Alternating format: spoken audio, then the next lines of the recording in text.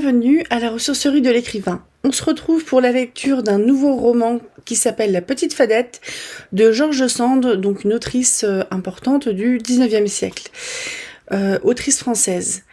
C'est un livre, je suis sûre de l'avoir lu au collège, sans doute, peut-être au lycée, mais je pense que c'est au collège. Et j'en ai plus aucun souvenir parce que ça remonte à trop longtemps. Je vais vous lire le petit résumé qui est sur sa fiche Amazon.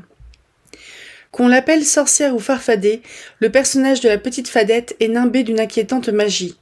Les paysans l'accusent d'avoir ensorcelé un jeune villageois tombé amoureux d'elle. Landry est en effet métamorphosé par cette jeune fille mystérieuse.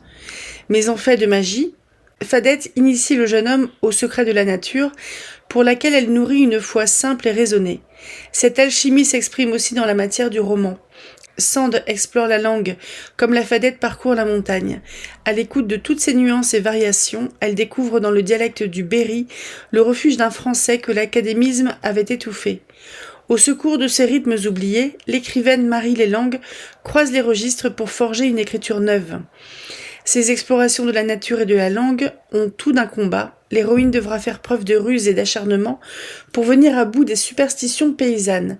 Au-delà des charmes d'une lecture bucolique, la petite Fadette a la profondeur d'un ensorcellement. Je pense que je vous avais annoncé à la fin de vidéo en teasant en fait la lecture de la petite Fadette que je le lirais en 4 ou 5 semaines. Mais comme je ne sais pas compter, en général en fait...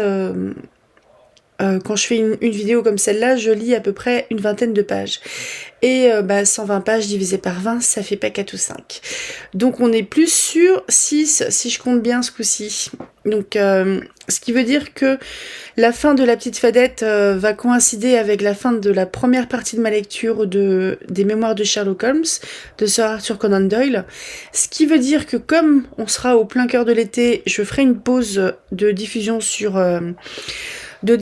de vidéos sur la chaîne, parce que j'aime bien en faire une de temps en temps, ma foi, peut-être que ça serait le moment d'aller en vacances, et on se retrouvera ensuite, quelques semaines après, pour lire quelques nouvelles de Oscar Wilde, pour lire un peu de nouveau, en fait, pour varier un petit peu de Sherlock Holmes, et on commencera Belphégor, le fantôme du Louvre, de Arthur Barnett, si je me trompe pas de nom.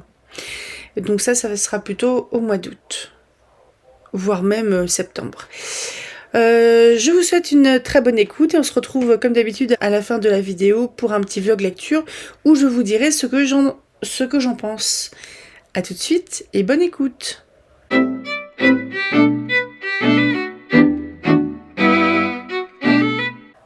La Petite Fadette par George Sand.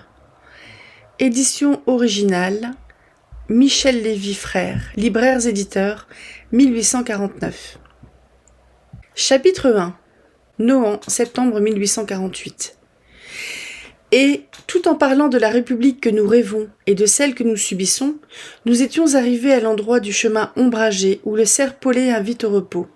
« Te souviens-tu, me dit-il, que nous passions ici il y a 1 an, et que nous nous y sommes arrêtés tout un soir, car c'est ici que tu me racontas l'histoire du champi, et que je te conseillais de l'écrire dans le style familier dont tu t'étais servi avec moi. Et que j'imitais de la manière de notre chanvreur. Je m'en souviens, et il me semble que, depuis ce jour-là, nous avons vécu 10 ans. Et pourtant, la nature n'a pas changé, reprit mon ami. La nuit est toujours pure, les étoiles brillent toujours, le thym sauvage sent toujours bon. Mais les hommes ont empiré, et nous, comme les autres. Les bons sont devenus faibles, les faibles poltrons, les poltrons lâches, les généreux téméraires, les sceptiques pervers, les égoïstes féroces. Et nous, dit-il, qu'étions-nous et que sommes-nous devenus? Nous étions tristes. Nous sommes devenus malheureux, lui répondis-je. Il me blâma de mon découragement et voulut me prouver que les révolutions ne sont point des lits de roses. Je le savais bien et ne m'en souciais guère quant à moi. Mais il voulut aussi me prouver que l'école du malheur était bonne et développait des forces que le calme finit par engourdir. Je n'étais point de son avis dans ce moment-là. Je ne pouvais pas si aisément prendre mon parti sur les mauvais instincts, les mauvaises passions et les mauvaises actions que les révolutions font remonter à la surface. Un peu de gêne et de surcroît de travail peut être fort salutaire aux gens de notre condition, lui disais-je. Mais un surcroît de misère, c'est la mort du pauvre. Et puis, mettons de côté la souffrance matérielle, il y a dans l'humanité, à l'heure qu'il est, une souffrance morale qui ne peut rien amener de bon. Le méchant souffre, et la souffrance du méchant, c'est la rage. Le juste souffre, et la souffrance du juste, c'est le martyre, auquel peu d'hommes survivent. « Tu perds donc la foi ?» me demanda mon ami scandalisé. « C'est le moment de ma vie, au contraire, lui dis-je, où j'ai eu le plus de foi à l'avenir des idées, à la bonté de Dieu, aux destinées de la Révolution. Mais la foi compte par siècle, et l'idée embrasse le temps et l'espace sans tenir compte des jours et des heures. Et nous, pauvres humains, nous comptons les instants de notre rapide passage, et nous en savourons la joie ou l'amertume, sans pouvoir nous défendre de vivre par le cœur et par la pensée, avec nos contemporains. Quand ils s'égarent, nous sommes troublés. Quand ils se perdent, nous désespérons. Quand ils souffrent, nous ne pouvons être tranquilles et heureux. La nuit est belle, dis-tu, et les étoiles brillent. Sans doute. Et cette sérénité des cieux et de la terre est l'image de l'impérissable vérité dont les hommes ne peuvent tarir ni troubler la source divine. Mais tandis que nous contemplons l'éther et les astres, tandis que nous respirons le parfum des plantes sauvages et que la nature chante autour de nous son éternelle idylle, on étouffe, on languit, on pleure, on râle, on expire dans les mansardes et dans les châteaux et dans les cachots. Jamais la race humaine n'a fait entendre une plainte plus sourde, plus rauque et plus menaçante. Tout cela passera, et l'avenir est à nous, je le sais, mais le présent nous décime. Dieu règne toujours, mais à cette heure, il ne gouverne pas. Fais un effort pour sortir de cet abattement, me dit mon ami. Songe à ton art et tâche de retrouver quelque charme pour toi-même dans les loisirs qu'il t'impose. L'art est comme la nature, lui dis-je. Il est toujours beau. Il est comme Dieu qui est toujours bon. Mais il est des temps où il se contente d'exister à l'état d'abstraction, sauf à se manifester plus tard quand ses adeptes en seront dignes. Son souffle ranimera alors les lyres longtemps muettes, mais pourra-t-il faire vibrer celles qui se seront brisées dans la tempête ? L'art est aujourd'hui en travail de décomposition pour une éclosion nouvelle. Il est comme toutes les choses humaines en temps de révolution, comme les plantes qui meurent en hiver pour renaître au printemps. Mais le mauvais temps fait périr beaucoup de germes. Qu'importe dans la nature quelques fleurs ou quelques fruits de moins, qu'importe dans l'humanité quelques voix éteintes, quelques cœurs glacés par la douleur ou par la mort. Non, l'art ne saurait me consoler de ce que souffre aujourd'hui sur la terre la justice et la vérité. L'art vivra bien sans nous. Superbe et immortel comme la poésie, comme la nature, il sourira toujours sur nos ruines. Nous qui traversons ces jours néfastes, avant d'être artistes, tâchons d'être hommes. Nous avons bien autre chose à déplorer que le silence des muses. Écoute le chant du labourage, me dit mon ami. Celui-là, du moins, n'insulte à aucune douleur. Et il y a peut-être plus de 1000 ans que le bon vin de nos campagnes sème et consacre, comme les sorcières de Faust, sous l'influence de cette cantilène simple et solennelle. J'écoutais le récitatif du laboureur, entrecoupé de longs silences. J'admirais la variété infinie que le grave caprice de son improvisation imposait au vieux thème sacramentel. C'était comme une rêverie de la nature elle-même, ou comme une mystérieuse formule par laquelle la terre proclamait chaque phase de l'union de sa force avec le travail de l'homme. La rêverie où je tombais moi-même, et à laquelle ce chant vous dispose par une irrésistible fascination, changea le cours de mes idées. Ce que tu me disais ici l'an dernier est bien certain, dis-je à mon ami. La poésie est quelque chose de plus que les poètes. C'est en dehors d'eux, au-dessus d'eux. Les révolutions n'y peuvent rien. Ô prisonniers, ô agonisants, captifs et vaincus de toutes les nations, martyrs de tous les progrès. Il y aura toujours, dans le souffle de l'air que la voix humaine fait vibrer, une harmonie bienfaisante qui pénétrera vos âmes d'un religieux soulagement. Il n'en faut même pas tant. Le chant de l'oiseau, le bruissement de l'insecte, le murmure de la brise, le silence même de la nature, toujours entrecoupé de quelques mystérieux sons d'une indicible éloquence. Si ce langage furtif peut arriver jusqu'à votre oreille, ne fût-ce qu'un instant, vous échappez par la pensée aux joues cruelles de l'homme, et votre âme plane librement dans la création. C'est là que règne ce charme souverain qui est véritablement la possession commune, dont le pauvre jouit souvent plus que le riche, et qui se révèle à la victime plus volontiers qu'au bourreau.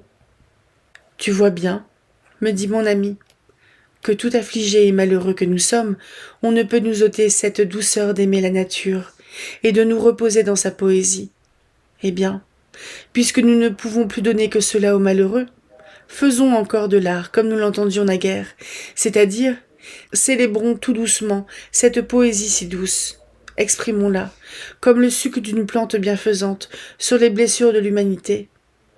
Sans doute, il y aurait dans la recherche des vérités applicables à son statut matériel bien d'autres remèdes à trouver. Mais d'autres que nous s'en occuperont mieux que nous, et comme la question vitale immédiate de la société est une question de fait en ce moment, tâchons d'adoucir la fièvre de l'action en nous et dans les autres par quelque innocente distraction. Si nous étions à Paris, nous ne nous reprocherions pas d'aller écouter de temps en temps de la musique pour nous rafraîchir l'âme. Puisque nous voici au champ, écoutons la musique de la nature. Puisqu'il en est ainsi, dis-je à mon ami, revenons à nos moutons, c'est-à-dire à nos bergeries.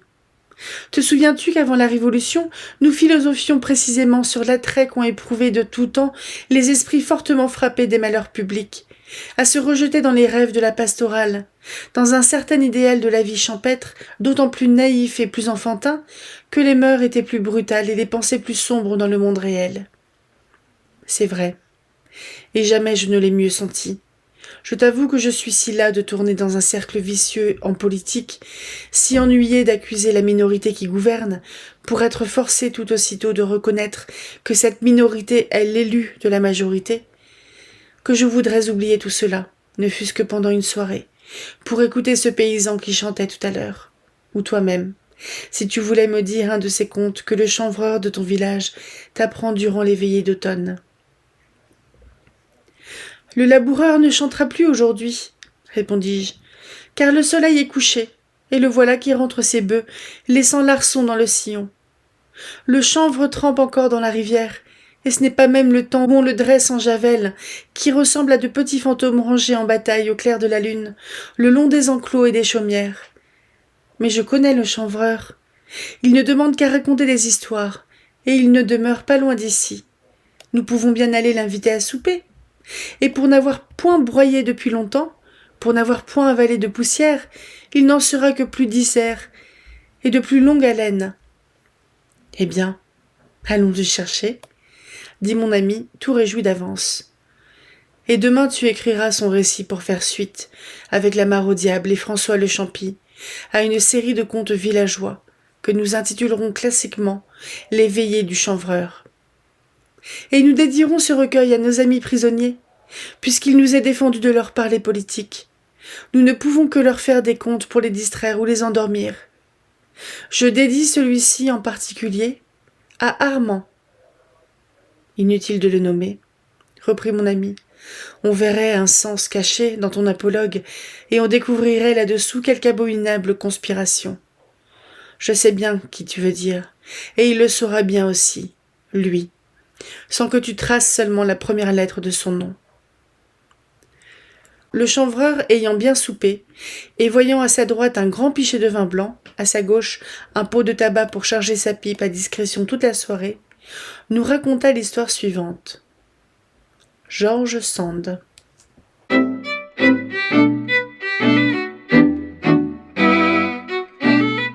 Chapitre 2. Nohant, 21 décembre 1851. C'est à la suite des néfastes journées de juin 1848 que, troublé et navré jusqu'au fond de l'âme par les orages extérieurs, je m'efforçais de retrouver dans la solitude, sinon le calme, au moins la foi. Si je faisais profession d'être philosophe, je pourrais croire ou prétendre que la foi aux idées entraîne le calme de l'esprit en présence des faits désastreux de l'histoire contemporaine. Mais il n'en est point ainsi pour moi, et j'avoue humblement que la certitude d'un avenir providentiel ne saurait fermer l'accès, dans une âme d'artiste, à la douleur de traverser un présent obscurci et déchiré par la guerre civile. Pour les hommes d'action qui s'occupent personnellement du fait politique, il y a dans tout parti, dans toute situation, une fièvre d'espoir ou d'angoisse, une colère ou une joie, l'enivrement du triomphe ou l'indignation de la défaite. Mais le pauvre poète, comme pour la femme oisive qui contemple les événements sans y trouver un intérêt direct et personnel, quel que soit le résultat de la lutte, il y a l'horreur profonde du sang versé de part et d'autre, et une sorte de désespoir à la vue de cette haine, de ces injures, de ces menaces, de ces calomnies qui montent vers le ciel comme un impur holocauste, à la suite des convulsions sociales.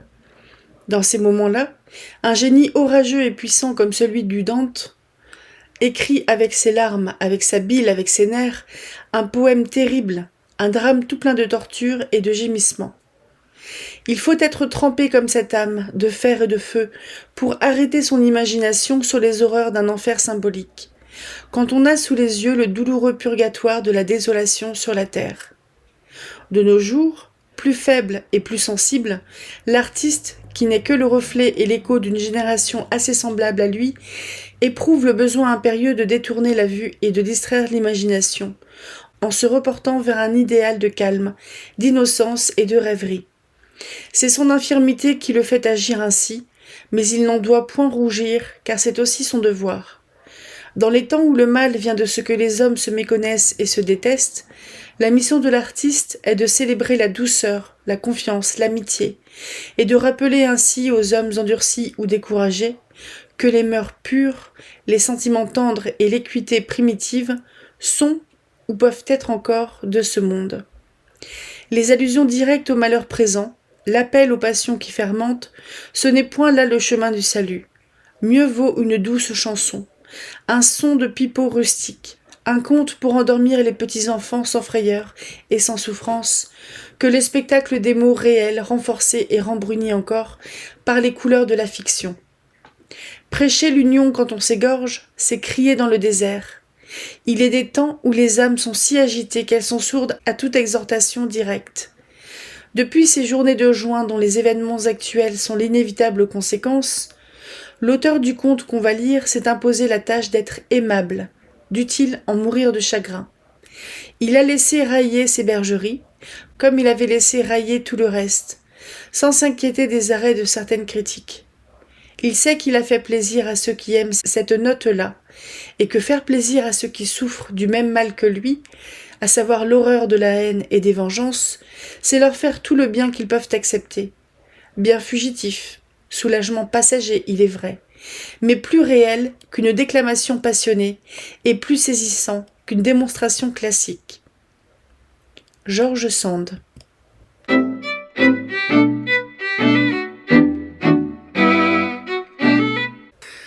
Chapitre 1.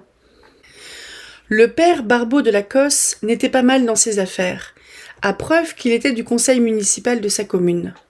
Il avait 2 champs qui lui donnaient la nourriture de sa famille et du profit par-dessus le marché. Il cueillait dans ses prés du foin à plein charroi, et sauf celui qui était au bord du ruisseau et qui était un peu ennuyé par le jonc, c'était du fourrage, connu dans l'endroit pour être de première qualité. La maison du père Barbeau était bien bâtie, couverte en tuiles, établie en bon air sur la côte avec un jardin de bon rapport et une vigne de 6 journaux.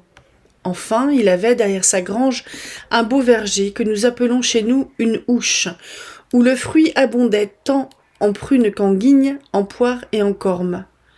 Mêmement les noyers de ces bordures étaient les plus vieux et les plus gros de 2 lieues aux entours. Le père Barbeau était un homme de bon courage, pas méchant, et très porté pour sa famille, sans être injuste à ses voisins et paroissiens. Il avait déjà 3 enfants quand la mère Barbeau, voyant sans doute qu'elle avait assez de biens pour 5 et qu'il fallait se dépêcher parce que l'âge lui venait, s'avisa de lui en donner 2 à la fois, 2 beaux garçons.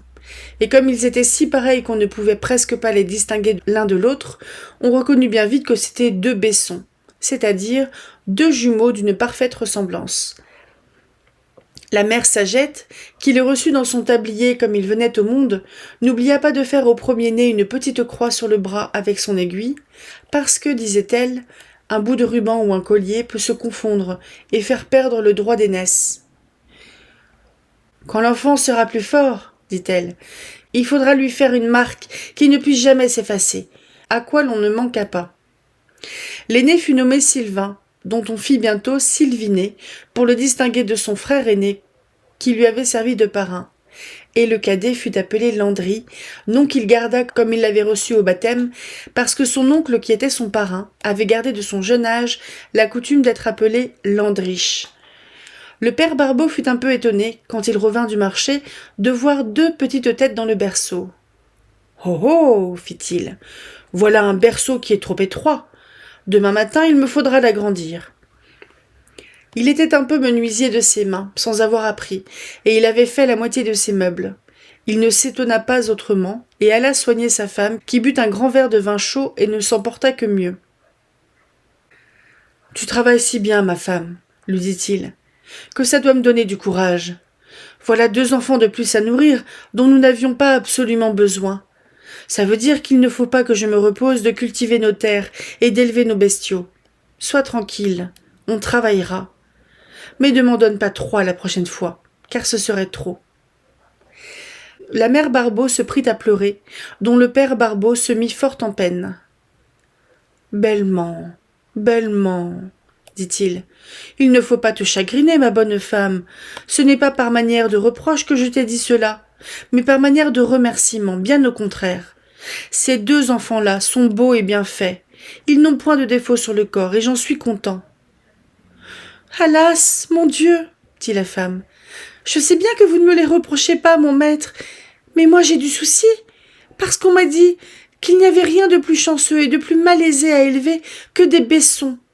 Ils se font tort l'un à l'autre, et presque toujours, il faut qu'un des 2 périsse pour que l'autre se porte bien. »« Oui, da, dit le père, est-ce la vérité? Tant qu'à moi, ce sont les premiers baissons que je vois. Le cas n'est point fréquent. Mais voici la mère Sagette qui a de la connaissance là-dessus, et qui va nous dire ce qui en est. » La mère Sagette, étant appelée, répondit. « Fiez-vous à moi. Ces 2 baissons-là vivront bel et bien, et ne seront pas plus malades que d'autres enfants. Et il y a 50 ans que je fais le métier de sage-femme et que je vois naître, vivre et mourir tous les enfants du canton. Ce n'est donc pas la première fois que je reçois des jumeaux. D'abord, la ressemblance ne fait rien à leur santé. Il y en a qui ne se ressemblent pas plus que vous et moi, et souvent il arrive que l'un est fort et l'autre faible, ce qui fait que l'un vit et que l'autre meurt. Mais regardez les vôtres. Ils sont chacun aussi beaux et aussi bien corporés que s'il était fils unique. Ils ne se sont donc pas fait dommage l'un à l'autre dans le sein de leur mère. Ils sont venus à bien tous les 2, sans trop la faire souffrir et sans souffrir eux-mêmes. Ils sont jolis à merveille et ne demandent qu'à vivre. Consolez-vous donc, mère Barbeau, ça vous sera un plaisir de les voir grandir. Et s'ils continuent, il n'y aura guère que vous et ceux qui les verront tous les jours qui pourraient faire entre eux une différence. Car je n'ai jamais vu 2 baissons si pareils. On dirait 2 petits perdreaux sortant de l'œuf. C'est si gentil et si aimable qu'il n'y a que la mère perdrix qui les reconnaisse. »« À la bonne heure, fit le père Barbeau en se grattant la tête. Mais j'ai ouï dire que les baissons prenaient tant d'amitié l'un pour l'autre que quand ils se quittaient, ils ne pouvaient plus vivre, et qu'un d'eux, tout au moins, se laissait consumer par le chagrin jusqu'à en mourir. »« C'est la vraie vérité, dit la mère Sagette. Mais écoutez ce qu'une femme d'expérience va vous dire. Ne le mettez pas en oubliance, car dans le temps où vos enfants seront en âge de vous quitter, je ne serai peut-être plus de ce monde pour vous conseiller. Faites attention, dès que vos baissons commenceront à se reconnaître, de ne pas les laisser toujours ensemble. Emmenez l'un au travail pendant que l'autre gardera la maison. Quand l'un ira pêcher, envoyez l'autre à la chasse. Quand l'un gardera les moutons, que l'autre aille voir les bœufs au pacage. Quand vous donnerez à l'un du vin à boire, donnez à l'autre un verre d'eau, et réciproquement. Ne les grondez point ou ne les corrigez point tous les 2 en même temps. Ne les habillez pas de même. Quand l'un aura un chapeau, que l'autre ait une casquette, et que surtout leur blouse ne soit pas du même bleu. Enfin, par tous les moyens que vous pourrez imaginer, empêchez-les de se confondre l'un avec l'autre, et de s'accoutumer à ne pas se passer l'un de l'autre. Ce que je vous dis là, j'ai grand peur que vous ne le mettiez dans l'oreille du chat, mais si vous ne le faites pas, Vous vous en repentirez grandement un jour. » La mère Sagette parlait d'or, et on la crut.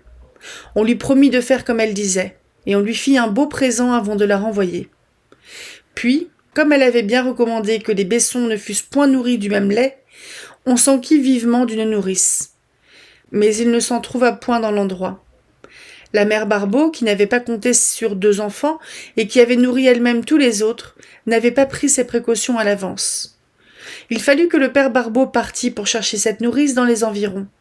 Et pendant ce temps, comme la mère ne pouvait pas laisser pâtir ses petits, elle leur donna le sein, à l'un comme à l'autre. Les gens de chez nous ne se décident pas vite, et quelque riche qu'on soit, il faut toujours un peu marchander. On savait que les Barbeaux avaient de quoi payer, et on pensait que la mère, qui n'était plus de la première jeunesse, ne pourrait point garder 2 nourrissons sans s'épuiser. Toutes les nourrices que le père Barbeau put trouver lui demandèrent donc 18 livres par mois, ni plus ni moins qu'à un bourgeois. Le père Barbeau n'aurait voulu donner que 12 ou 15 livres, estimant que c'était beaucoup pour un paysan. Il courut de tous les côtés et disputa un peu sans rien conclure. L'affaire ne pressait pas beaucoup, car 2 enfants si petits ne pouvaient pas fatiguer la mère, et ils étaient si bien portants, si tranquilles, si peu braillards l'un et l'autre, qu'elle ne faisait presque pas plus d'embarras qu'un seul dans la maison. Quand l'un dormait, l'autre dormait aussi. Le père avait arrangé le berceau, et quand ils pleuraient tous 2 à la fois, on les berçait et on les apaisait en même temps. Enfin, le père Barbeau fit un arrangement avec une nourrice pour 15 livres, et il ne se tenait plus qu'à 100 sous d'épingle lorsque sa femme lui dit « Bah, notre maître, je ne vois pas pourquoi nous allons dépenser 180 ou 200 livres par an, comme si nous étions des messieurs et des dames, et comme si j'étais hors d'âge pour nourrir mes enfants. J'ai plus de lait qu'il n'en faut pour cela. Ils ont déjà un mois, nos garçons, et voyez s'ils ne sont pas en bon état. La mère Laude, que vous voulez donner pour nourrice à un des 2, n'est pas moitié si forte et si saine que moi. Son lait a déjà 18 mois, et ce n'est pas ce qu'il faut à un enfant si jeune.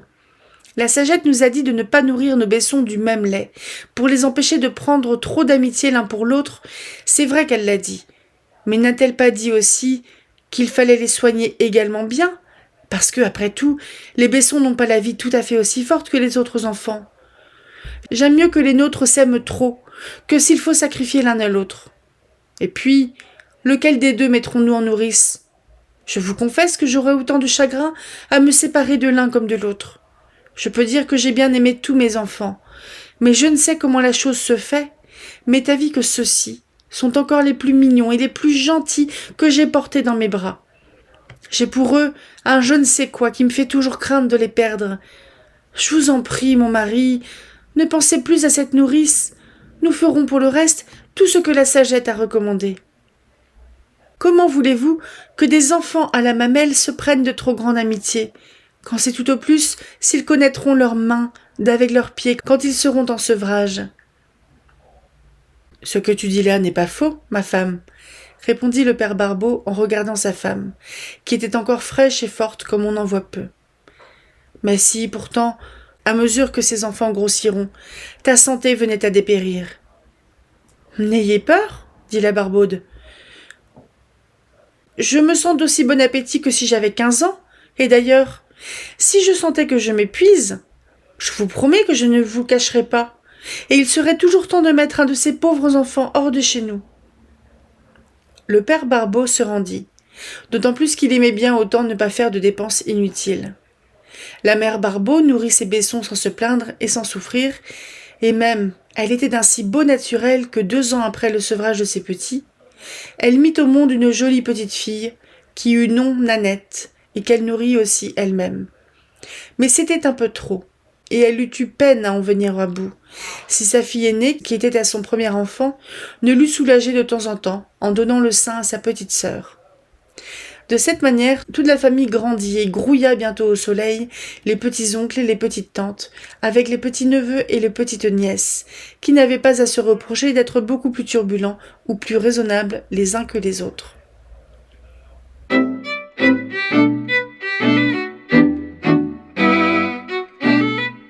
Chapitre 2. Les Besson croissaient à plaisir sans être malades plus que d'autres enfants. Et mêmement, ils avaient le tempérament si doux et si bien façonné qu'on eût dit qu'ils ne souffraient point de leurs dents ni de leurs croix, autant que le reste du petit monde. Ils étaient blonds et restèrent blonds toute leur vie. Ils avaient tout à fait bonne mine, de grands yeux bleus, les épaules bien avalées, le corps droit et bien planté, plus de taille et de hardiesse que tous ceux de leur âge, et tous les gens des alentours qui passaient par le bourg de Cos s'arrêtaient pour les regarder, pour s'émerveiller de leur retirance, et chacun s'en allait disant « C'est tout de même une jolie paire de gars ». Cela fut cause que, de bonne heure, les Besson s'accoutumèrent à être examinés et questionnés, et à ne point devenir honteux et sots en grandissant. Ils étaient à leur aise avec tout le monde, et au lieu de se cacher derrière les buissons, comme font les enfants de chez nous quand ils aperçoivent un étranger, ils affrontaient le premier venu, mais toujours très honnêtement, et répondaient à tout ce qu'on leur demandait, sans baisser la tête et sans se faire prier. Au premier moment, on ne faisait point entre eux de différence, et on croyait voir un œuf et un œuf. Mais quand on les avait observés un quart d'heure, on voyait que Landry était une miette plus grand et plus fort, qu'il avait le cheveu un peu plus épais, le nez plus fort et l'œil plus vif. Il avait aussi le front plus large et l'air plus décidé. Et mêmement, un signe que son frère avait à la joue droite, il l'avait à la joue gauche et beaucoup plus marqué.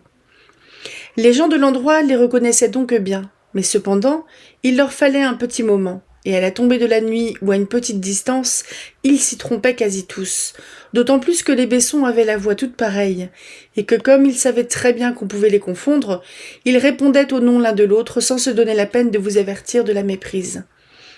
Le père Barbeau lui-même s'y embrouillait quelquefois.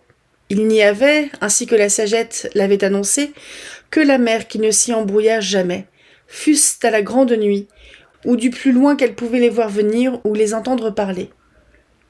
En fait, l'un valait l'autre, et si Landry avait une idée de gaieté et de courage de plus que son aîné, Sylvinet était si amiteux et si fin d'esprit qu'on ne pouvait pas l'aimer moins que son cadet. On pensa bien pendant 3 mois à les empêcher de trop s'accoutumer l'un à l'autre. 3 mois, c'est beaucoup en campagne, pour observer une chose contre la coutume. Mais d'un côté, on ne voyait point que cela fît grand effet. D'autre part, monsieur le curé avait dit que la mère Sagette était une radoteuse, et que ce que le bon Dieu avait mis dans les lois de la nature ne pouvait être défait par les hommes. Si bien qu'on oublia peu à peu tout ce qu'on s'était promis de faire. La première fois qu'on leur ôta leur fourreau pour les conduire à la messe en culotte, ils furent habillés du même drap, car ce fut un jupon de leur mère qui servit pour les 2 habillements, et la façon fut la même, le tailleur de la paroisse n'en connaissait point d'eux.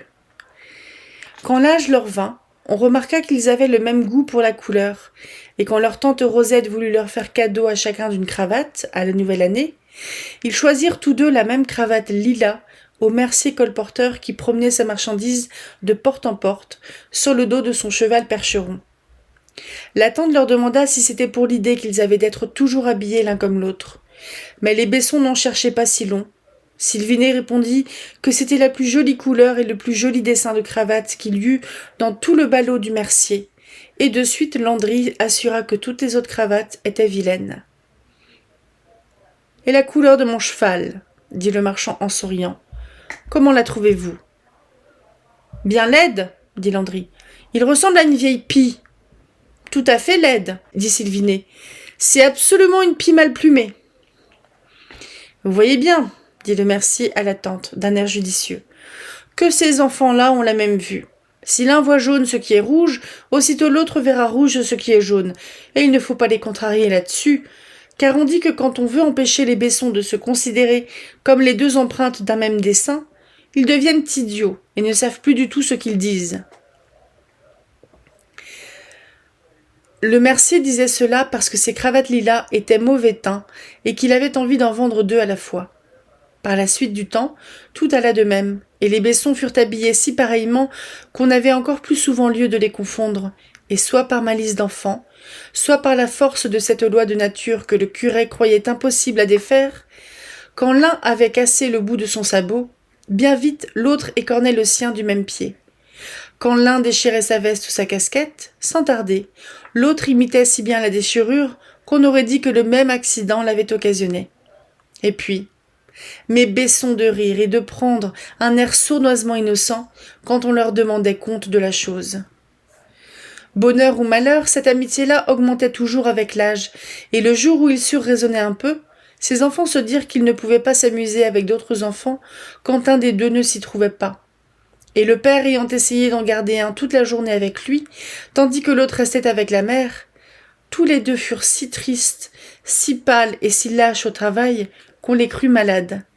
Et puis quand ils se retrouvèrent le soir, ils s'en allèrent tous deux par les chemins, se tenant par la main et ne voulant plus rentrer, tant ils avaient d'aise d'être ensemble, et aussi parce qu'ils boudaient un peu leurs parents de leur avoir fait ce chagrin-là. On n'essaya plus guère de recommencer, car il faut dire que le père et la mère, mêmement les oncles et la tante, les frères et les sœurs, avaient pour les Besson une amitié qui tournait un peu en faiblesse. Ils en étaient fiers, à force d'en recevoir des compliments, et aussi parce que c'étaient de vrais, deux enfants qui n'étaient ni laids, ni sots, ni méchants. De temps en temps, le père Barbeau s'inquiétait bien un peu de ce que deviendrait cette accoutumance d'être toujours ensemble quand ils seraient en âge d'homme. Et se remémorant les paroles de la sagette, il essayait de les taquiner pour les rendre jaloux l'un de l'autre.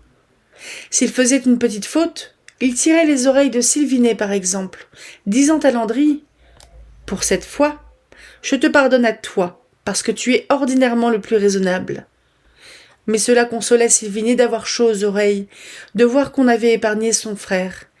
Et Landry pleurait comme si c'était lui qui avait reçu la correction. On tenta aussi de donner, à l'un seulement, quelque chose dont tous deux avaient envie. Mais tout aussitôt, si c'était chose de bonne à manger, ils partageaient. Ou si c'était toute autre amusette ou épelette à leur usage, ils le mettaient en commun. Ou se le donnaient et redonnaient l'un à l'autre, sans distinction du tien et du mien.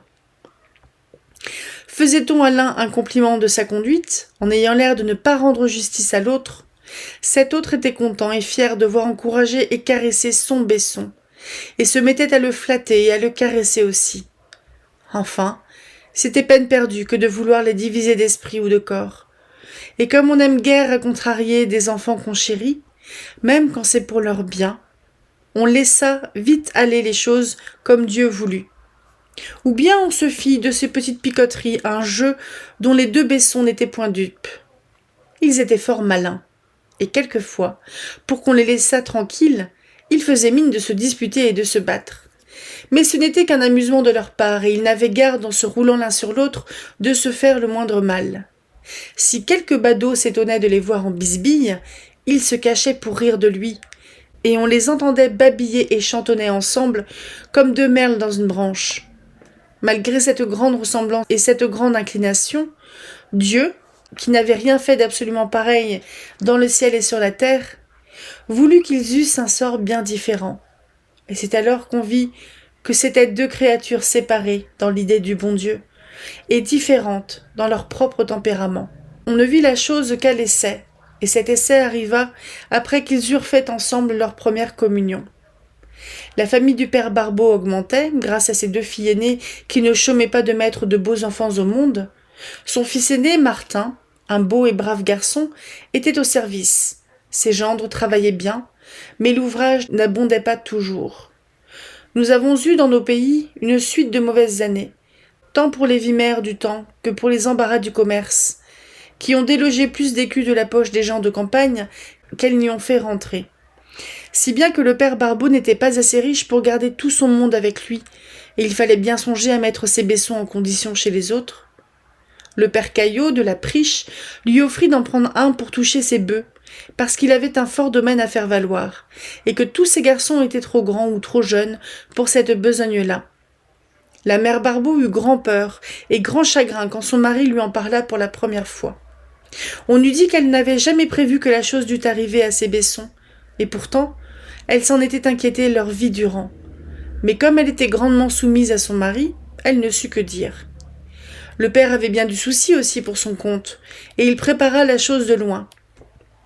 D'abord, les deux Bessons pleurèrent et passèrent 3 jours à travers bois et prés sans qu'on les vît, sauf à l'heure des repas. Ils ne disaient mot à leurs parents, et quand on leur demandait s'ils avaient pensé à se soumettre, ils ne répondaient rien. Mais ils raisonnaient beaucoup quand ils étaient ensemble. Le premier jour, ils ne surent que se lamenter tous deux, et se tenir par les bras comme s'ils avaient crainte qu'on ne vînt les séparer par force. Mais le père Barbeau ne l'eût point fait. Il avait la sagesse d'un paysan qui est faite moitié de patience et moitié de confiance dans l'effet du temps. Aussi, le lendemain, les Besson, voyant qu'on ne les taboulait point et que l'on comptait que la raison leur viendrait, se trouvèrent-ils plus effrayés de la volonté paternelle qu'ils ne l'eussent été par menaces et châtiments. « Il faudra pourtant bien nous y ranger, » dit Landry, « et c'est à savoir lequel de nous s'en ira, car on nous a laissé le choix, et le père Caillot a dit qu'il ne pouvait pas nous prendre tous les deux. »« Qu'est-ce que ça me fait que je parte ou que je reste ?» dit Sylvinet. « Puisqu'il faut que nous nous quittions. Je ne pense seulement pas à l'affaire d'aller vivre ailleurs.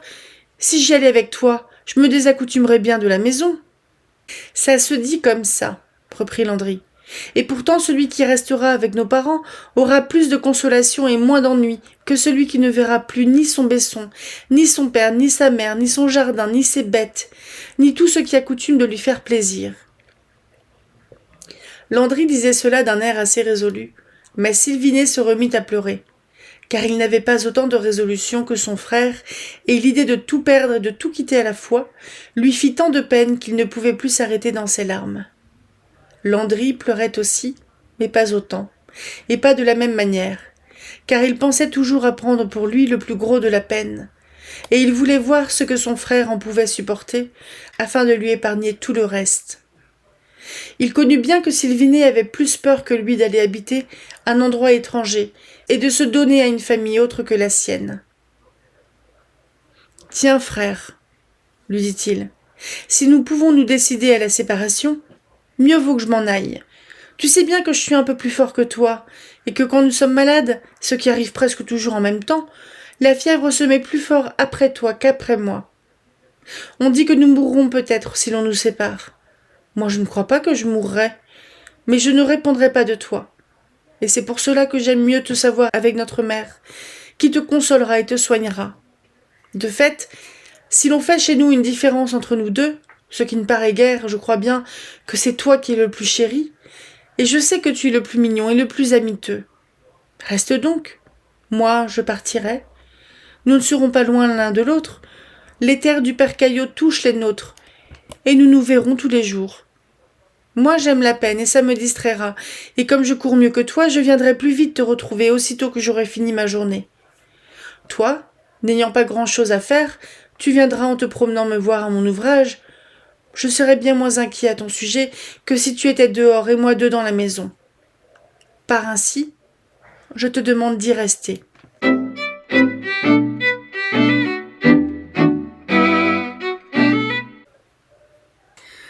Chapitre 3. Sylvinet ne voulut point entendre cela. Quoiqu'il eût le cœur plus tendre que Landry pour son père, sa mère et sa petite Nanette, il s'effrayait de laisser l'endosse à son cher Besson. Quand ils eurent bien discuté, ils tirèrent à la courte paille et le sort tomba sur Landry. Sylvinet ne fut pas content de l'épreuve et voulut tenter à pile ou face avec un gros sou. Face tomba 3 fois pour lui. C'était toujours à Landry de partir. « Tu vois bien que le sort le veut, » dit Landry, « et tu sais qu'il ne faut pas contrarier le sort. » Le 3e jour, Sylvinet pleura bien encore, mais Landry ne pleura presque plus.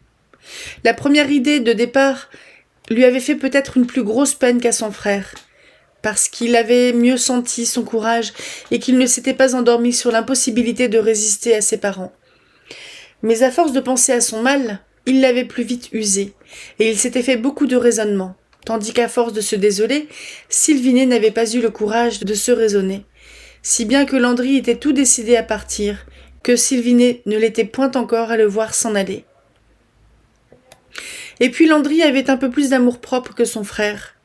On leur avait tant dit qu'il ne serait jamais qu'une moitié d'homme s'il ne s'habituait pas à se quitter, que Landry, qui commençait à sentir l'orgueil de ses 14 ans, avait envie de montrer qu'il n'était plus un enfant. Il avait toujours été le premier à persuader et à entraîner son frère, depuis la première fois qu'il avait été chercher un nid au faîte d'un arbre, jusqu'au jour où il se trouvait. Il réussit donc, encore, cette fois-là, à le tranquilliser, et le soir, en rentrant à la maison, il déclara à son père que son frère et lui se rangeaient au devoir, qu'ils avaient tiré au sort, et que c'était à lui, Landry, d'aller toucher les grands bœufs de la Priche. Le père Barbeau prit ses 2 baissons chacun sur un de ses genoux, quoiqu'ils fussent déjà grands et forts, et il leur parla ainsi. « Mes enfants, vous voilà en âge de raison. Je le connais à votre soumission, et j'en suis content. Souvenez-vous que quand les enfants font plaisir à leur père et mère, ils font plaisir au grand Dieu du ciel, qui les en récompense un jour ou l'autre. Je ne veux pas savoir lequel de vous deux s'est soumis le premier, mais Dieu le sait, et il bénira celui-là pour avoir bien parlé, comme il bénira aussi l'autre pour avoir bien écouté. » Là-dessus, il conduisit ses baissons auprès de leur mère pour qu'elle leur fît son compliment. Mais la mère Barbeau eut tant de peine à se retenir de pleurer qu'elle ne put rien leur dire et se contenta de les embrasser. Le père Barbeau, qui n'était pas un maladroit, savait bien lequel des deux avait le plus de courage et lequel avait le plus d'attache. Il ne voulut point laisser froidir la bonne volonté de Sylvinet, car il voyait que Landry était tout décidé pour lui-même, et qu'une seule chose, le chagrin de son frère, pouvait le faire broncher. Il éveilla donc Landry avant le jour, en ayant bien soin de ne pas secouer son aîné, qui dormait à côté de lui. « Allons, petit, lui dit-il tout bas, il nous faut partir pour la Priche avant que ta mère te voie, car tu sais qu'elle a du chagrin, et il lui faut lui épargner les adieux. Je vas te conduire chez ton nouveau maître et porter ton paquet. »« Ne dirai-je pas adieu à mon frère ?» demanda Landry. « Il m'en voudra si je le quitte sans l'avertir. » »« Si ton frère s'éveille et te voit partir, il pleurera, il réveillera votre mère, et votre mère pleurera encore plus fort, à cause de votre chagrin. Allons, Landry, tu es un garçon de grand cœur, et tu ne voudrais pas rendre ta mère malade. Fais ton devoir tout entier, mon enfant. Pars sans faire semblant de rien. Pas plus tard que ce soir, je te conduirai ton frère, et comme c'est demain dimanche, tu viendras voir ta mère sur le jour. » Landry obéit bravement et passa la porte de la maison sans regarder derrière lui.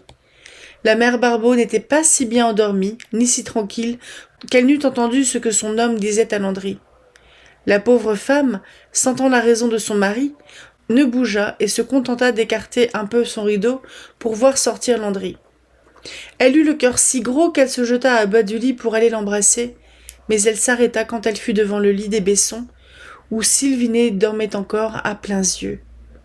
Le pauvre garçon avait tant pleuré depuis 3 jours et quasi 3 nuits qu'il était vanné par la fatigue, et même il se sentait d'un peu de fièvre, car il se tournait et retournait sur son coussin, en voyant de gros soupirs et gémissant sans pouvoir se réveiller. Alors, la mère Barbeau, voyant et avisant le seul de ses baissons qui lui resta, ne put pas s'empêcher de se dire que c'était celui qu'elle eût vu partir avec le plus de peine. Il est bien vrai qu'il était le plus sensible des deux, soit qu'il eût le tempérament moins fort, soit que Dieu, dans sa loi de nature, ait écrit que 2 personnes qui s'aiment, soit d'amour, soit d'amitié, il y en a toujours une qui doit donner son cœur plus que l'autre. Le père Barbeau avait un brin de préférence pour Landry, parce qu'il faisait cas du travail et du courage, plus que des caresses et des attentions. Mais la mère avait ce brin de préférence pour le plus gracieux et le plus câlin, qui était Sylvinet.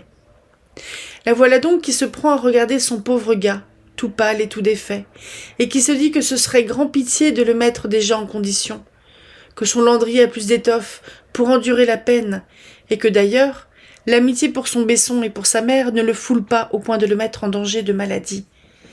C'est un enfant qui a une grande idée de son devoir, pensait-elle, mais tout de même, s'il n'avait pas le cœur un peu dur, il ne serait pas parti comme ça, sans barguigner, sans tourner la tête et sans verser une pauvre larme. Il n'aurait pas eu la force de faire 2 pas sans se jeter sur ses genoux pour demander courage au bon Dieu. Et il se serait approché de mon lit, où je faisais la frime de dormir, non seulement pour me regarder et pour embrasser le bout de mon rideau. Mon Landry est bien un véritable garçon. Ça ne demande qu'à vivre, à remuer, à travailler et à changer de place. Mais celui-ci a le cœur d'une fille. C'est si tendre et si doux qu'on ne peut pas s'empêcher d'aimer ça comme ses yeux. Ainsi devisait en elle-même la mère Barbeau, tout en retournant à son lit, où elle ne se rendormit point, tandis que le père Barbeau emmenait Landry à travers prés et paccages du côté de la Priche. Quand ils furent sur une petite hauteur, d'où l'on ne voit plus les bâtiments de la Cosse, aussitôt qu'on se mit à la descendre. Landry s'arrêta et se retourna. Le cœur lui enfla, et il s'assit sur la fougère, ne pouvant faire un pas de plus. Son père fit mine de ne point s'en apercevoir et de continuer à marcher. Au bout d'un petit moment, il l'appela bien doucement, en lui disant « Voilà qu'il fait jour, mon Landry. Dégageons-nous, si nous voulons arriver avant le soleil levé. » Landry se releva, et comme il s'était juré de ne point pleurer devant son père, il rentra ses larmes qui lui venaient dans les yeux, grosses comme des pois. Il fit comme s'il avait laissé tomber son couteau de sa poche, et il arriva à la Priche sans avoir montré sa peine, qui pourtant n'était pas mince.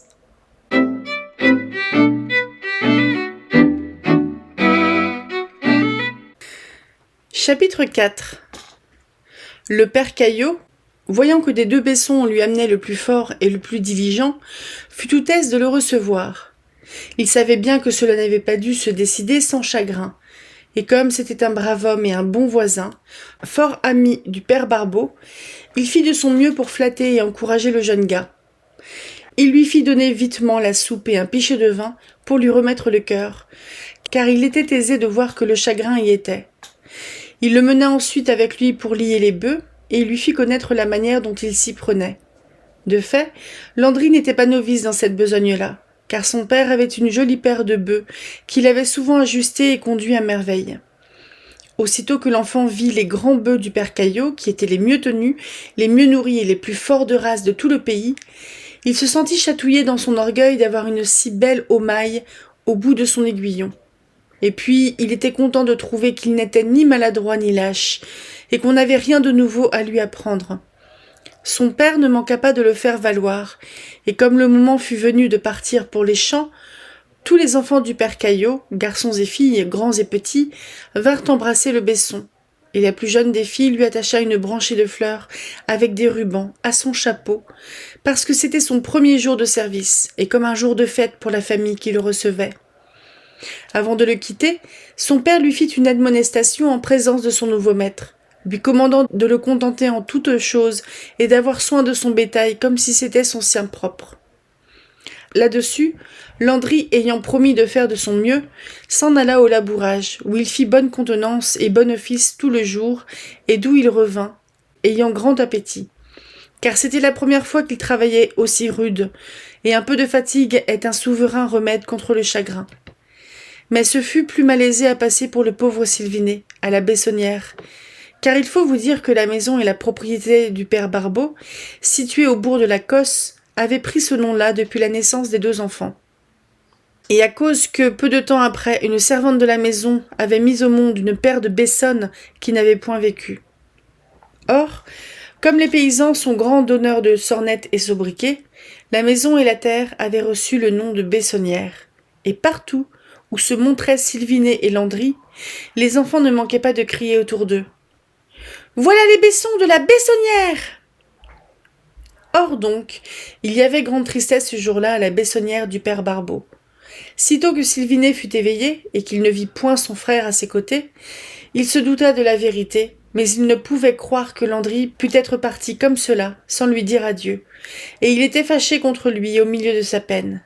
« Qu'est-ce que je lui ai donc fait ?» disait-il à sa mère. « Et en quoi ai-je pu le mécontenter ? Tout ce qu'il m'a conseillé de faire, je m'y suis toujours rendue, et comme il m'a recommandé de ne point pleurer devant vous, ma mère mignonne, je me suis retenue de pleurer, tant que la tête m'en sautait. Il m'avait promis de ne pas s'en aller sans me dire encore des paroles pour me donner courage, et sans déjeuner avec moi au bout de la Chènevière, à l'endroit où nous avions coutume d'aller causer et nous amuser tous les deux. Je voulais lui faire son paquet et lui donner mon couteau qui vaut mieux que le sien. Vous lui aviez donc fait son paquet hier soir sans me rien dire, ma mère, et vous saviez donc qu'il voulait s'en aller sans me dire adieu ? J'ai fait la volonté de ton père, répondit la mère Barbeau. Et elle dit tout ce qu'elle put imaginer pour le consoler.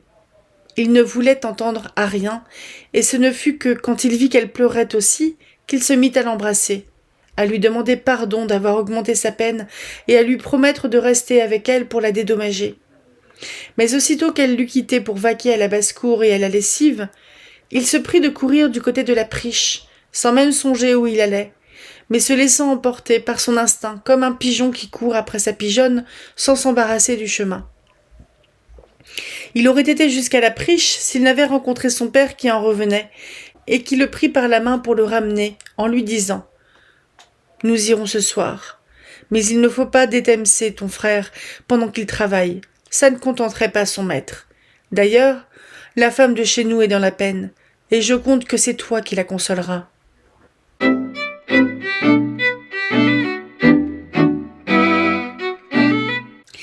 Chapitre 5.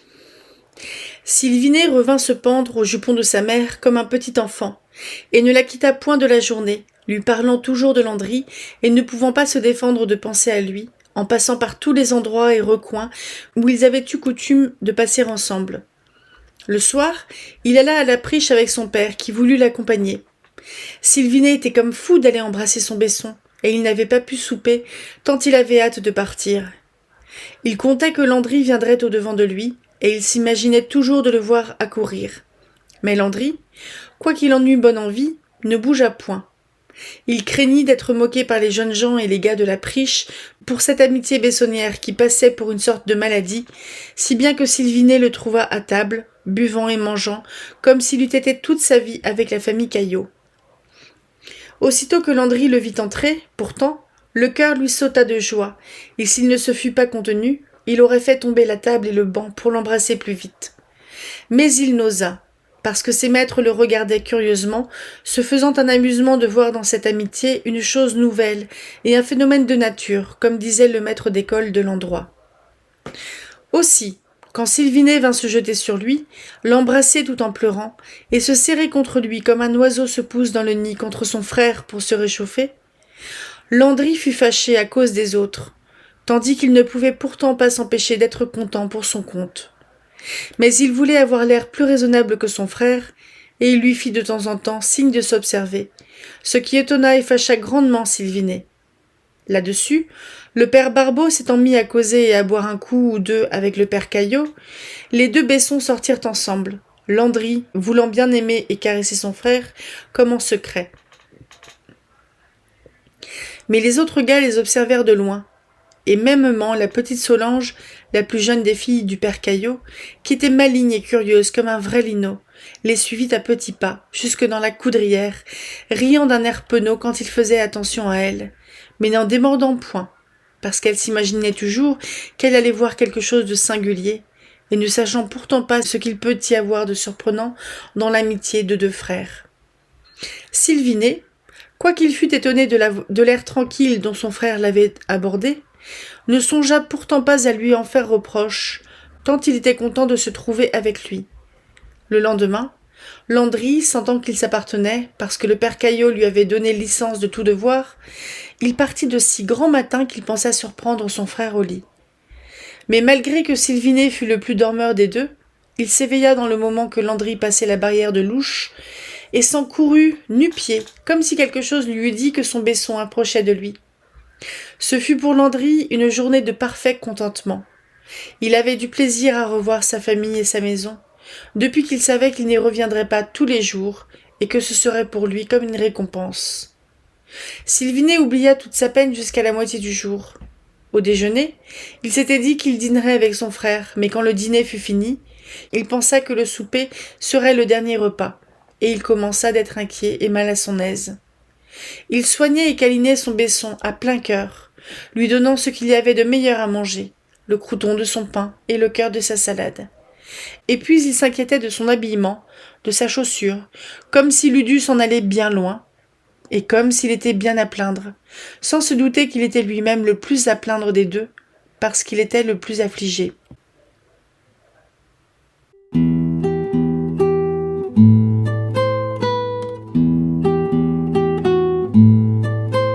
Bonjour et bienvenue dans ce tout premier vlog lecture sur La Petite Fadette de George Sand.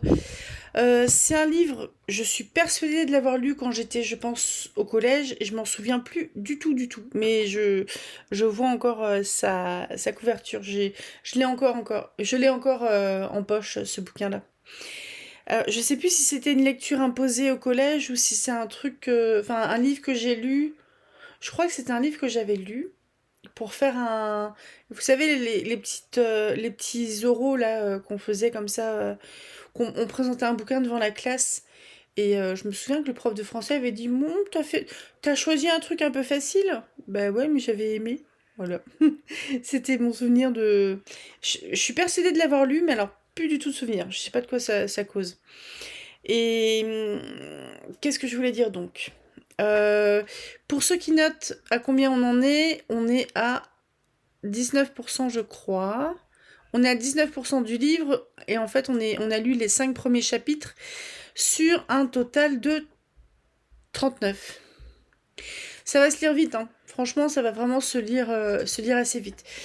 Je trouve... Alors, j'ai l'impression qu'il va y avoir une coloration un petit peu feel good, ce qui était certainement pas... ce qui est sûrement une coloration très anachronique par rapport à l'époque à laquelle ça a été écrit, à savoir 1849. Enfin, ça a été publié en 1849. Je crois que George Sand, elle était originaire de l'Auvergne, et c'est vrai que le parler de là-bas, moi je l'ai pas du tout, je ne le connais pas. Mais je trouve que c'est par contre écrit d'une manière où le petit mot qu'on ne connaît pas, bah on le comprend. On le comprend. Il y a des trucs que je connaissais, comme être en bisbille avec quelqu'un, par exemple. Mais il y avait des mots clairement que je ne connaissais pas. Et qu'est-ce que je voulais... Mais c'est vrai, il y a à la fois des mots que je ne connaissais pas et des tournures de phrases qui pouvaient faire un petit peu paysanne, pas très académique. Mais c'est vraiment ce qui est recherché par George Sand et c'est ce qu'elle voulait faire. Donc, alors, les deux préfaces, je les ai pas trouvées, à part dire ce qui s'est passé en 1848, ce dont je me souviens plus en fait. Je pense que c'était Napoléon, quand ils ont changé le calendrier, tout ça. Je vais regarder parce que je suis un peu une quiche. La Révolution française de 1848 est une révolution qui s'est déroulée du 22 au 25 février 1848. Elle a mis fin à la monarchie de Juillet en chassant le roi Louis-Philippe Ier et a établi la Seconde République. Je suis sur Wikidia, je crois que c'est l'encyclopédie des petits enfants. Donc elle s'appelle la Révolution de février, c'est la 3e Révolution française, après celle de 1789 qui a duré bien plus longtemps, et celle de 1830 dont je ne me souviens plus du tout. Donc là on était sur 3 jours, 22, 23, 24 jours. Et en fait, Louis-Philippe est contraint d'abdiquer en faveur de son petit-fils, Philippe d'Orléans. La Deuxième République est proclamée par Alphonse de Lamartine. Vers 18h, un gouvernement provisoire est mis en marche, mettant ainsi fin à la monarchie de Juillet. Cette révolution sera suivie des journées de juin, réprimées dans le sang, 5700 morts. Donc ça a pété au niveau de Paris. Paris qui avait plus d'1 million d'habitants, Paris de l'Ancien Régime encore, avec des maisons anciennes, des rues étroites. Bon, après, ça parle un petit peu de ce qui s'est passé à Paris, mais moi, ça va pas me dire grand-chose. Enfin bref, début de la Deuxième République, et on vire un roi. Donc, évidemment, quand il y a des révolutions, ça se fait généralement dans le sang, et visiblement, dans ce que dit une des deux, la première préface, il me semble, c'est que George Sand, en fait, elle en a gardé un souvenir un petit peu effrayé. Surtout que c'est tout récent. Parce que c'est publié au moins en 1849. Je vais vérifier. C'est paru en 1849. Là, je suis sur la fiche wiki de La Petite Fadette. Il fait partie de son groupe de livres dit Romans champêtres, qui s'intéresse au monde paysan de la région du Berry à l'époque de l'auteur, au même titre que d'autres livres écrits durant la même période de sa vie, comme La Mare au diable. On parle de thèmes... En parlant de thèmes, dont la gémellité, la vie à la campagne, l'amour, les divergences sociales et la sorcellerie. On verra après pour la suite.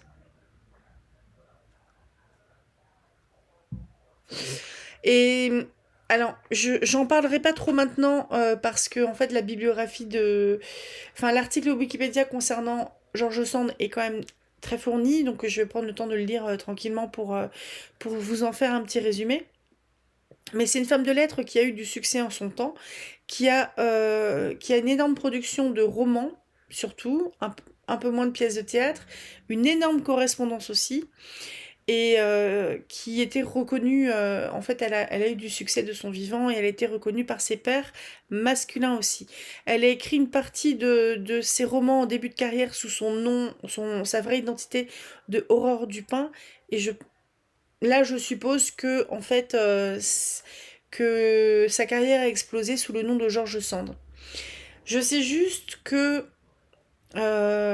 j'ai une impression en fait de personnage qui est un petit peu sulfureux parce que je sais qu'elle a eu il me semble qu'elle a eu une liaison avec Alfred de Musset, elle devait être dans un couple un petit peu libre ou quelque chose comme ça. J'ai vaguement une impression d'homosexualité, j'en suis pas sûre du tout, je crois que je confonds avec Colette, qui est un petit peu plus tardive. Et sinon, c'est à peu près tout. Donc Sand, elle est née en 1804 et elle est morte en 1871. Et dans le mouvement littéraire, elle est du côté du romantisme. Donc je vais pas en dire plus que ça pour le moment parce que j'ai pas été farfouillée. On va en revenir un petit peu au début de cette histoire-là. Alors moi, le truc qui me plaît bien, c'est que j'ai l'impression un peu d'être dans un conte. Un conte qui va parler des paysans, de la vie paysanne et compagnie. Alors, je suis pas persuadée qu'Aurore Dupin euh, faisait partie de ce monde-là, du monde paysan, parce que je suis quasiment sûre que Aurore Dupin, qui devient baronne, je pense qu'elle n'est pas du tout. Elle s'appelle Amantine Aurore Lucille Dupin de Franqueuil. Donc je pense qu'elle vient pas du tout du monde paysan. Et elle est née à Paris en plus. Mais il y a certainement un attachement à la région d'origine de ses parents, peut-être, etc. Et, ou peut-être un endroit où elle est partie vivre par la suite. Et je trouve je ressens en fait dans la plume pas mal de tendresse à l'égard de ce monde paysan, de cette famille, leur côté superstitieux sur la gémellité par exemple, ou le côté aussi le côté bon sens en fait, bon sens pratique, une espèce de générosité aussi. J'ai l'impression que la famille là, des jumeaux, c'est une famille qui est quand même plutôt chanceuse parce que ils ont l'air de dire que tous les enfants que monsieur et madame, j'ai oublié les noms évidemment, que tous les enfants en fait des parents, ils sont vivants, ce qui n'est pas le cas des jumeaux des jumelles de la servante par exemple. Et j'ai l'impression qu'on a un petit peu aussi un côté, on peut avoir comme comment dire, on peut avoir comme a priori comme cliché sur les paysans du Berry ou sur les paysans de manière générale qui sont à peu près de leur sous. Et c'est peut-être possible que c'est quelque chose de vrai, ma foi. Mais ouais, on est vraiment sur des gens qui travaillent, qui aiment profondément leurs enfants et qui essayent de suivre les conseils de la sage-femme, la sagette, mais du coup qui préfèrent faire comme ça vient aussi. Et puis, il y a... Alors, je sais que ça va parler de sorcellerie après, je sais pas de quelle manière ça va en parler, parce que là, on avait quand même le curé qui disait en gros que la sagette, elle est bien gentille, mais elle raconte des bêtises, et que Dieu, il ferait plutôt de laisser... Enfin, que Dieu préférerait laisser les enfants ensemble plutôt que de les séparer, etc. Parce que, après, enfin bon, j'ai pas de jumeaux, je connais pas non plus... je crois que je n'en connais pas depuis un bail. Enfin, j'en ai pas dans mon entourage immédiat maintenant. Ce qui fait que je sais pas s'il y a des indications en fait sur la manière d'éduquer deux enfants jumeaux aujourd'hui. Mais ça me choque pas de vouloir les différencier comme ça choque pas de vouloir qu'ils se ressemblent quelque part. Et je trouve qu'on est vraiment sur une histoire, une famille qui est toute mignonne, sur une famille qui est saine, enfin vraiment sur une histoire qui a l'air d'être assez mimi quoi. Donc c'est vrai que ça donne envie de lire la suite. Et alors j'ai l'impression que dans les premiers chapitres, on va être vraiment sur leur enfance, adolescence, parce que le chapitre 6, ça se passe la semaine suivante. Donc probablement le dimanche suivant, mais si vous vous souvenez du résumé que j'ai lu au tout début, c'est Landry le héros, qui sera euh, avec la fameuse Fadette. Et ça... J'aime bien en fait que ces deux jumeaux aient un peu des tempéraments différents, que Landry soit peut-être un peu plus actif que son frère, qui est peut-être plus dans l'émotion, peut-être plus mené par son émotion, etc. Donc j'ai pas spécialement de, de pronostic pour la suite. Je pense juste que peut-être que Landry va devenir plus débrouillard que son frère et que Sylvinet, il va rester proche de sa famille, etc. Mais ils sont pas si loin que ça l'un de l'autre en fait. C'est la ferme d'à côté. Mais ça fait une petite trotte à pied sans doute. Mais je trouve ça cool, quoi. C'est sympa à lire. J'ai un petit peu eu peur en lisant les deux préfaces que le style allait être un petit peu lourd et je trouve que pas du tout. Il y avait une espèce de... J'ai l'impression que les auteurs du 19e, ou alors c'est peut-être les derniers bouquins du 19e que je lis, mais j'ai l'impression qu'ils essayent parfois de justifier leur choix auprès du public parce qu'il n'y avait pas les réseaux sociaux patati patala à l'époque. Donc pour dire que bon bah j'ai fait ça, j'ai fait tel choix narratif ou tel choix de personnage, bah ils allaient le mettre évidemment dans leur bouquin parce que s'il y a des gens qui lisaient La Petite Fadette et qui avaient l'explication que pourquoi il y avait des jumeaux dans un journal, bah tu crois bien qu'il va pas les lire, le lecteur. Qu'est-ce qu'il en a carré. Mais je trouve ça assez intéressant. Et je pense que c'est un livre qui est clairement adressé peut-être à une certaine élite parisienne parce que je ne sais plus exactement à l'époque si tout le monde devait apprendre à lire ou pas, ou s'il y avait beaucoup d'illettrisme, etc. Mais là, je vois plus que c'est fait pour une élite, pour leur montrer un petit peu comment vivent les paysans du Berry, etc. Peut-être. Mais donc je peux pas vous en dire beaucoup plus pour le moment. J'aime bien, je trouve ça cool. Et on a lu que un petit 20%, donc je vais me laisser le temps de lire la suite. En tout cas, c'est cool, j'aime bien. N'hésitez pas à me dire si ça vous plaît ou pas. On verra. Mais il y a de très jolies citations. J'ai pas eu le temps de noter parce que je lis en direct, mais je vais les noter au montage. Donc voilà. Je vais vous souhaiter un très bon dimanche. On se retrouve mercredi. Alors mercredi, si je me trompe pas, on est le 1er juillet. Je crois qu'on sera sur les 3 ans de la chaîne. Je vais faire tout simplement un petit bilan et vous dire un petit peu ce qui va se passer au niveau de la chaîne. Je vais essayer de faire vivre un petit peu aussi le compte Instagram qui est lié à la chaîne YouTube. Et je vais vous parler un peu en fait de tout ça mercredi et vous dire faire un petit plan, un petit point d'étape. J'aime bien faire ça tous les 6 mois. Et on se retrouvera samedi pour la suite des Mémoires de Sherlock Holmes avec une deuxième nouvelle et dimanche la suite de La Petite Fadette. Les 20% suivants à peu près. Passez un très bon dimanche, à tout bientôt, lisez tout plein, rêvez tout grand et puis c'est tout. Salut!